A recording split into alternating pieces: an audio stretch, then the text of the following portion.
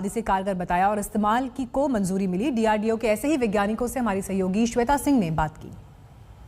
इसकी शुरुआत किसी छोटे से आइडिया से होती है, तो वो छोटा सा आइडिया आया कहाँ से और किससे आया था सर? जी, इसमें मैं as senior colleague of doctor Anant Bhatt मैं ये बताना चाहूँगा कि डॉक्टर अनंत भट्ट मेरे पास आए अप्रैल में, और ये हम पिछले साल 2020 में अप्रैल 2020 जब कोरोना शुरू हुआ था, मार्च के करीब हमारे यहाँ पे काफ़ी तेज़ी से फैलना शुरू हो गया था, और इन्होंने मुझसे जाहिर की ये बात कि ये इस पर हमें इमीडिएटली काम शुरू करना चाहिए।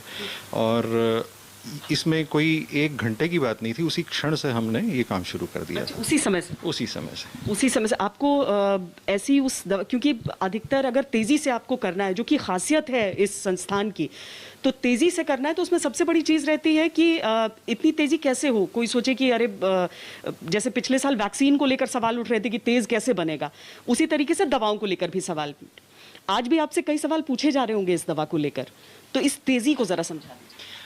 जैसा कि चूंकि ये इतनी तेज़ी से फैल रहा था और इसको कंट्रोल करने के लिए हमें जल्दी से जल्दी किसी न किसी दवा पे काम करना था, तो आप जानते हैं पिछले साल सब कुछ लॉकडाउन लगा हुआ था। तो जैसे ही हम ये आइडिया लेके गए हम अपने चेयरमैन के पास, चेयरमैन ने हमें स्पेशल विमान से हैदराबाद भेजा कि इस दवा का टेस्टिंग हो सके, क्योंकि उस समय सब कुछ लॉकडाउन था, कुछ भी नहीं चल रहा था। तो स्पेशल विमान से भेजा गया और वहाँ पर हमने इस एक्सपेरिमेंट्स को कंडक्ट किया। CCMB के वैज्ञानिकों ने इस एक्सपेरिमेंट को कंडक्ट किया, और 7 दिन बाद जब हमें उन्होंने पॉजिटिव रिजल्ट दिया तो हमारी खुशी की सीमा नहीं थी, क्योंकि हमारी ये हाइपोथेसिस थी कि ये मॉलिक्यूल SARS-CoV-2 के अगेंस्ट काम करेगा, और उसका वैलिडेशन हो गया था उस दिन कि ये मॉलिक्यूल SARS-CoV-2 के अगेंस्ट काम करेगा। तो पर ट्रायल हुआ, वो संख्या पर्याप्त है क्या? उसे लेकर अगर एक दवा के कितने ट्रायल्स होने चाहिए, कितनी संख्या लोगों की, उस पूरी चीज़ को, उस पूरे मानक को फॉलो किया गया? जी, बहुत स्ट्रिक्टली फॉलो किया गया है। इनफैक्ट ये हमारे हाथ में नहीं होता कि हम कितने पेशेंट्स पे करेंगे, ये हमें ड्रग कंट्रोलर से जो इजाज़त मिलती है, जो उनकी डायरेक्शंस होती हैं, वही किया जाता है। जाहिर है कमर्शियली प्रोड्यूस हो रहा है, डॉक्टर रेड्डीज़ ने अब आगे का मोर्चा संभाला है, तो कीमतें वगैरह उनके ऊपर रहती हैं, जल्दी से जल्दी ये दवा आ जाए, ये आप लोगों की कोशिश थी। अगर मैं ये समझना चाहूँ कि ये कैसी दिखती है दवा, कैसे इस्तेमाल होती है दवा, और एक आम आदमी क्या समझे कि मेरी बॉडी के अंदर अगर वो दवा जा रही है तो क्या काम कर रही है? देखिए, जैसे कि ये ग्लूकोज एनालॉग है बेसिकली, और जो सिद्धांत है वायरस का, वायरली इन्फेक्टेड सेल्स की ग्लूकोज रिक्वायरमेंट बहुत बढ़ जाती है। तो जब ये दवा हम इसको लेते हैं तो ये ग्लूकोज की तरह ही वायरली इन्फेक्टेड सेल्स में सेलेक्टिवली बहुत ज़्यादा जाके इकट्ठा हो जाती है, और वायरस के मल्टीप्लिकेशन को पूर्ण रूप से रोक देती है।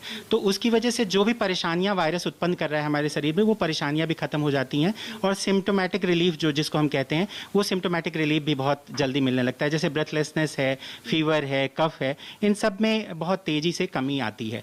जहाँ तक कि बात दवा दिखने की है, तो मैं आपको दिखाना चाहूँगा, ये बेसिकली ये 10 सैशे का एक पैक होता है, और इसमें एक सैशे आता है। इस सैशे को खोल के और 1 ग्लास वाटर में इसको घोलना है, और 1 ग्लास वाटर में घोलने के बाद और पेशेंट इसको पी सकता है। तो इसकी जो प्रयोग विधि है वो बहुत ही आसान है, और इसको पेशेंट को लेना बहुत आसान है। जैसे अन्य दवाओं के साथ ये दिक्कत है कि वो IV या अन्य तरीके से दी जा सकती है, थोड़ा सा मुश्किल है उसका। उस कंपैरिजन में इस दवा का प्रयोग जो है वो बहुत आसान है। अच्छा, ये क्या 18+ के लिए ही अभी है, या आपने उससे कम एज में उसको ट्राई किया है अभी? जी, अभी तो जो क्लिनिकल ट्रायल्स हुए वो 18+ के लिए।